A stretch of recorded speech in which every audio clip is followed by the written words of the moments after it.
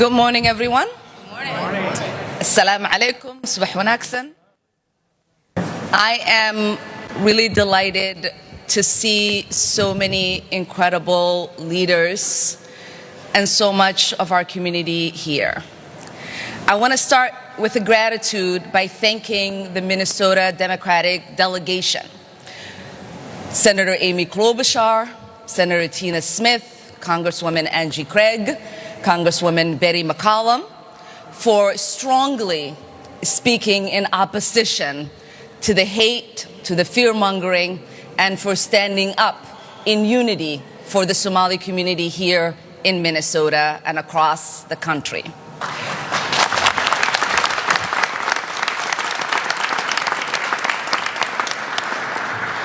I also want to thank Governor Tim Walz, Lieutenant Governor Betty Flanagan, Attorney General Keith Ellison, for reminding folks why Minnesota is a great state, because we all stay united and uplift one another. And I want to thank the incredible leaders who are behind me, whether they are elected officials or faith leaders or community leaders, for speaking in one unified voice against the scapegoating of a community that has thrived in Minnesota and whom most have chosen to call this state home. I think I want to speak to a few things. One, I want to speak to what Trump has tweeted and what it means for those of us who call this incredible state home. Because facts matter, and facts are important. It is unfortunate that we are led by a president who does not understand the laws of this land. When the president tweets as if he has the authority to terminate temporary protected status for Somalis in Minnesota, even little kids in 8th grade know that that is not an authority that the president has and can wield.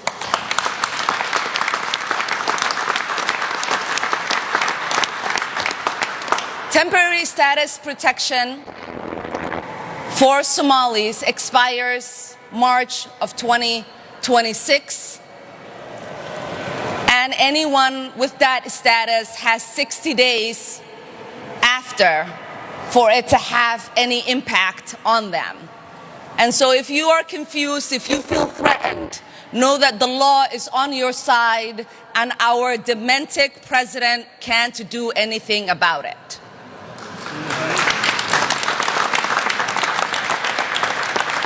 The other unlawful thing that our lawless president is claiming to do so is to terminate that status for only one state, which he has no authority to do so. So, for the 300 or so people that are impacted, that currently live in Minnesota and across the country, we see you and we stand with you, and we will make sure we do everything that we can to help make sure that your status is adjusted before March of 2026.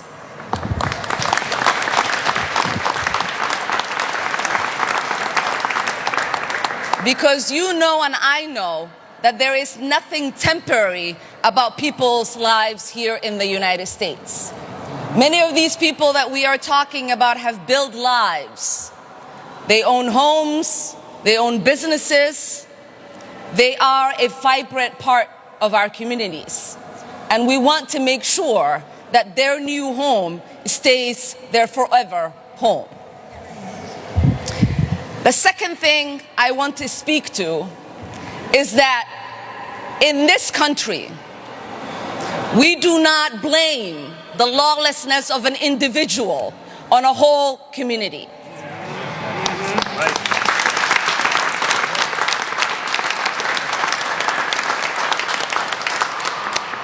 Because if you believe in law and order, you understand that if a person commits a crime, they face justice.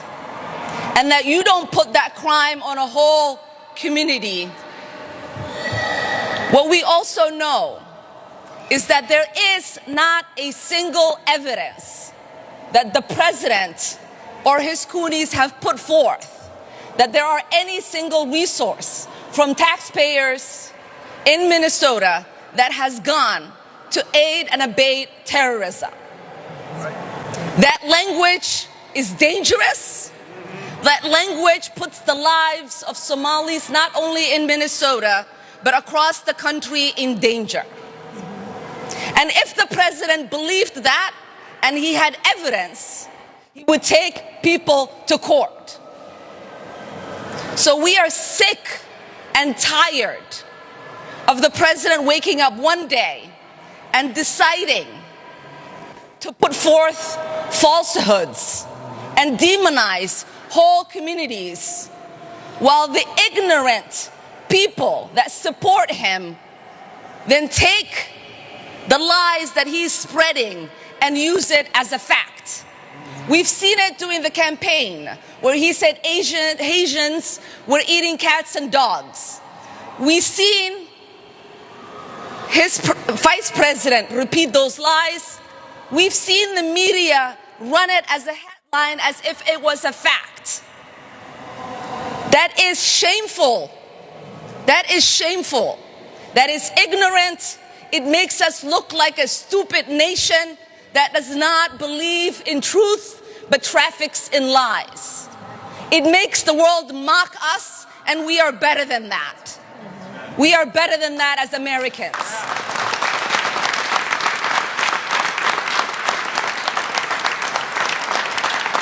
Somalis are not terrorizing this nation.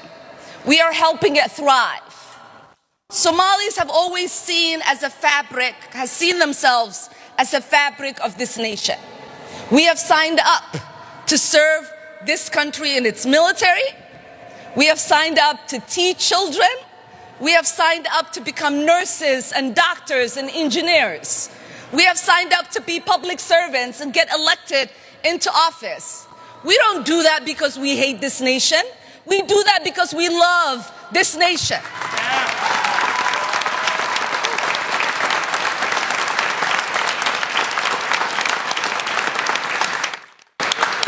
We do that because we have deep gratitude to the Americans who have given us the opportunity to find a new home, to settle in that new home, to find new joys in that new home, to start families in that new home, and to call that new home our own.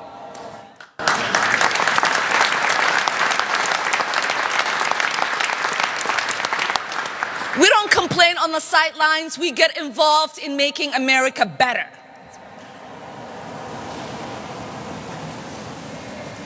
And finally, before I get off this stage, I just want to take a moment, because I always jokingly say that Minnesota doesn't just welcome refugees, but it sent one to Congress.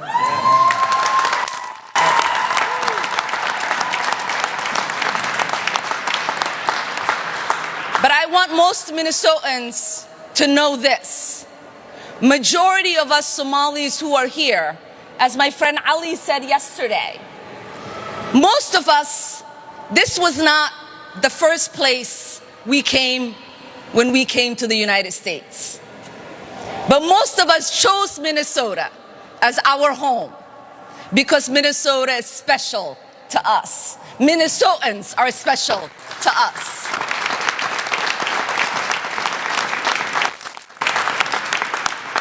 When we moved from Arlington, Virginia and came here nearly 30 years ago, none of us decided to move to another state. My siblings and I and my dad, until he died, called Minnesota home. Because, like I said, Minnesota is special. And I know almost every single elected Somali Minnesotan did not start out in Minnesota, but chose to come here, stay here, start families here, and ultimately serve the people who welcomed them into this beautiful state.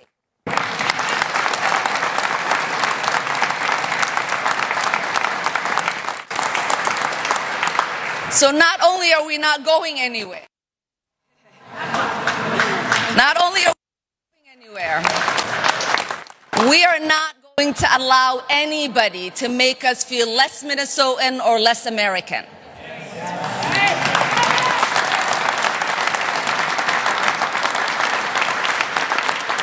We are not going to allow anybody to push us into the shadows.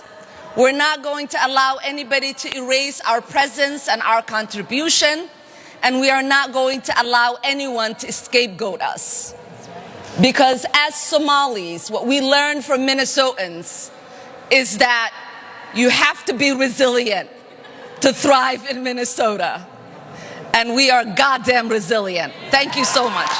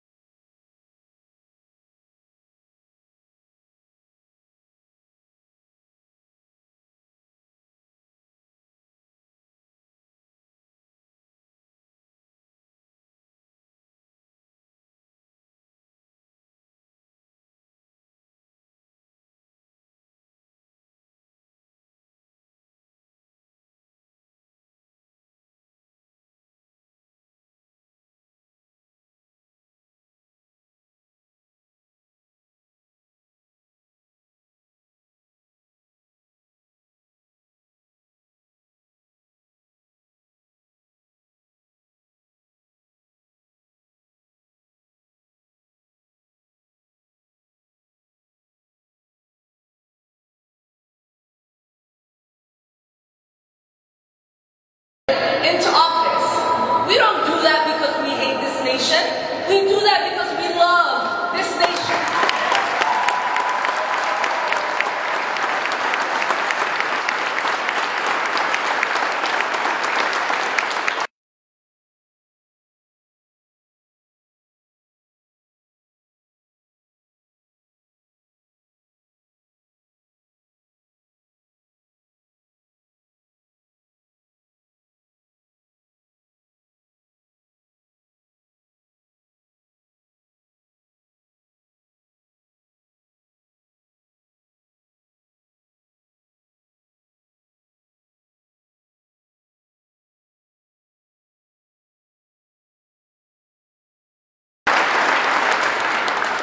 We don't complain on the sidelines.